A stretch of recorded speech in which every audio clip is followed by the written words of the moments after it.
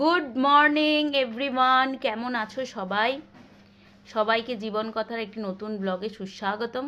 আজ রবিবার, ওয়েদার ভীষণ ভালো, রদ ঝলমলের ওয়েদার। সকাল সকাল তাই বসিয়ে দিয়েছি ভাত। ভাতের সঙ্গে বেশি কিছু হবে না, হবে শুধু একটু মাংস, তাই সেটা ম্যারিনেট করে নিয়েছি। আর হবে পেঁয়াজ কলি আলু ভাজা, যেটার জন্য প্রিপারেশন চলছে। পেঁয়াজ কলি কাটা ডান, এবার পেঁয়াজ কেটে নিয়ে মাংস চাপিয়ে দেবো। বলো, তোমাদের রবিবারে কার কি প্ল্যান আছে বলো। আজকে কি করছো, কে কোথায় ঘুরতে গেছো? আমি কোথাও ঘুরতে যাইনি, আমার খুব একটা বেরোনো হয়নি, তাই এবেলায় যখন বেরোতে পারিনি, ইচ্ছা আছে ওবেলায় বেরোনোর। তো দেখা যাক কোথায় যাওয়া যায়। আজকে অনেক কাজও আছে বিকালে টুকটুক করে, কারণ আচ্ছা ওটাকে হোক তারপরই বলবো। ঠিক আছে, চলো এদিকে রান্নাটা ঝটপট ঝটপট সেরে ফেলি। আর তোমাদের কে কী রান্না আজ করছো সেটা কিন্তু জানাতে ভুলো না। তো আজকে ছিল কর্তামশাই বাড়িতে, তাই বললো একটুখানি হেল্প করে দেবে। সে মতোই ও হেল্প করছে ওদিকে।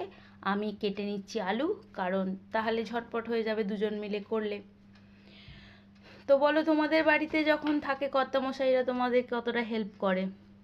আমার তো অনেক সুবিধা করে দেয়, অনেক কাজ করে দেয়, আবার অনেক বকাঝকাও চলে।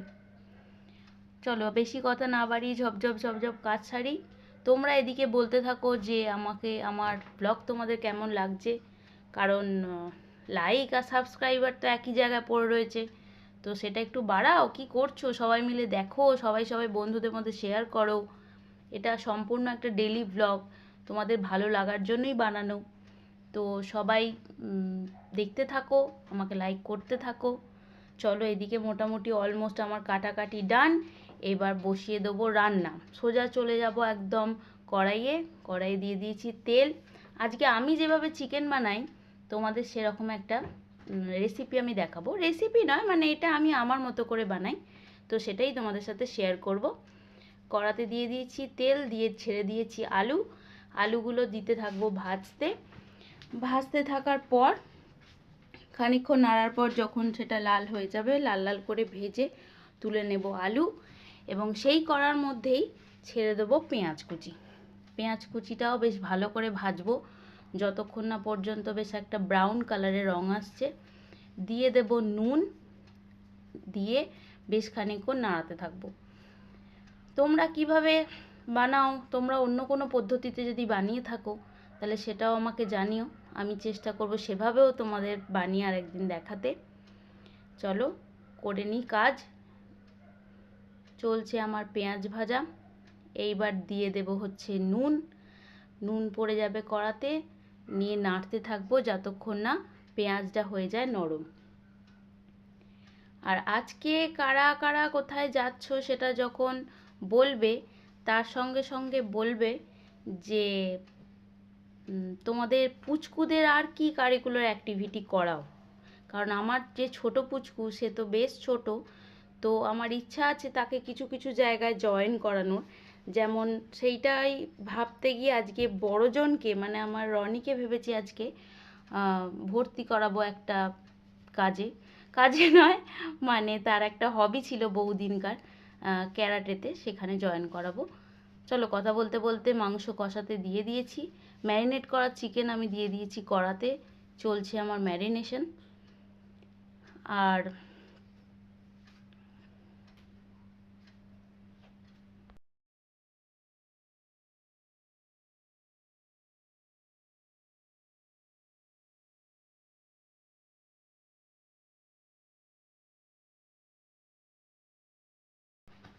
এবার আলুগুলোও দিয়ে দিলাম, ভাজা আলুগুলো। আর বেটে নেওয়া মশলা, যেমন আগে যেহেতু ম্যারিনেট করে নিয়েছি তাই বেশি কিছু ম্যারিনেশনের জন্য আর লাগবে না। দিয়েছি হচ্ছে শুকনো লঙ্কা আর একটু জিরে আর একটু টমেটো, এইটা পেস্ট করে দিয়ে দিলাম মাংসের সাথে, এবং কষাতে থাকছি।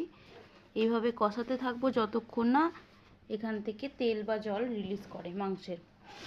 তো আলুটা সিদ্ধ করলে হয়তো এখন দিতে লাগতো না, কিন্তু যেহেতু আমি আলুটা ভেজে দেব তাই এখন থেকেই দিয়ে দিলাম, যাতে মাংসও সেদ্ধ হয় আলুও সেদ্ধ হয়। দিয়ে দিলাম আরও কটা কাঁচা সবুজ লঙ্কা, যেটা ঝালটাকে আরও এনহ্যান্স করবে, কারণ খুব একটা বাচ্চা খাবে তো, খুব বেশি তো ঝাল দিতে পারা যাবে না, তাই আলাদা করে কাঁচা লঙ্কা আমরা দিয়ে নেব।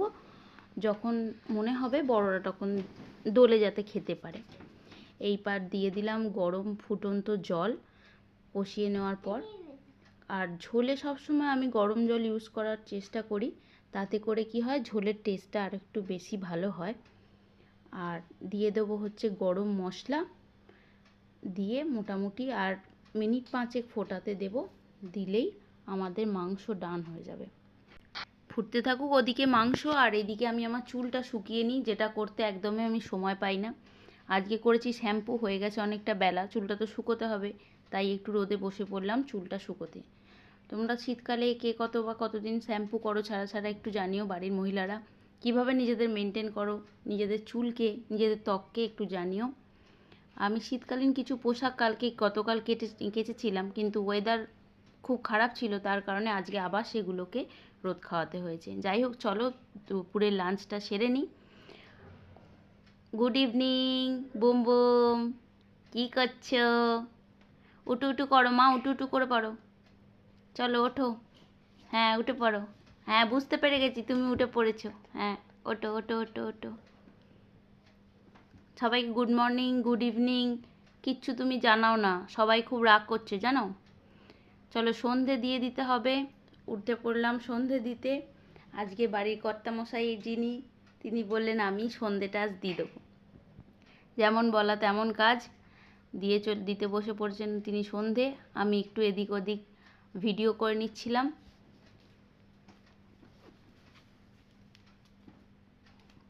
সবাই সন্ধ্যা প্রদীপ দিয়ে দাও, আমরাও দিয়ে দিলাম। আমার আজকে এই কাজ থেকে ছুটি, প্রণাম করে নিলাম খুব ভালো করে। তো বেরিয়ে গেলাম একটুখানি ঘুরতে, যেটা বলেছিলাম। তো আমাদের এই সামনেই মন্দিরতলা, যারা জানো তারা তো জানো, আর যারা জানো না তারা বলছি, এটা হচ্ছে সেকেন্ড ব্রিজ, অর্থাৎ মন্দিরতলার কাছে একটি মেলা অনুষ্ঠিত হয়েছে, যেটা পৌষ মেলা বলতেও পারো, পৌষ মেলা হিসেবেই পরিচিত। তো ঢুকলাম, ঢুকে দেখলাম বা বেশ ভালো মনোরম পরিবেশ, চারধারে প্রচুর দোকানপাতি হয়েছে। দাম তো শুনলে মাথার চুল খাড়া হয়ে যাচ্ছে, কিন্তু তবু মেলা তো খুব এনজয় করছিলাম। আমিও টুকটুক করে দেখে নিচ্ছিলাম কিছু দোকান, কিছু জিনিস পছন্দও হয়েছিল, কিনতে চেষ্টাও করলাম, ইচ্ছাও হলো, দু একটা জিনিস কিনলাম। এবার রাত হয়ে গেছে, তখন প্রায় 10টা সাড়ে 10টা, বুম বুমের পেয়ে গেছে খিদে, তো খেতে তো হবেই। তখনও প্লেটে খাবার পড়েনি, বুম বুম শুধুই সসটাকে চেটে যাচ্ছিল। তো তারপরে খাওয়ার দাওয়ার সেরে আমরা বাড়িতে বুম বুমের আর রনির জন্য কিছু খাবার নিয়ে আসবো। তার কারণ হচ্ছে বুম বুম তো খুব একটা বসে খেতে পারবে না, যতটুকু খাওয়ানো যায়।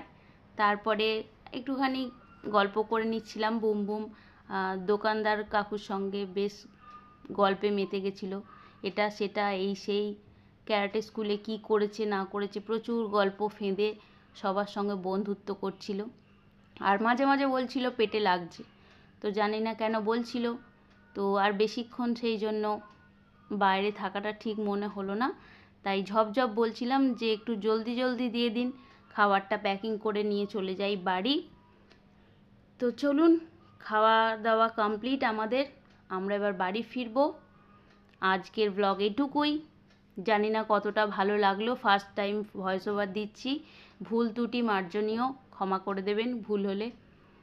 তো চলুন, টাটা, গুড নাইট, সবাই ভালো থাকবেন, সুস্থ থাকবেন। আমার ব্লগটা কেমন লাগলো বলবেন। টাটা।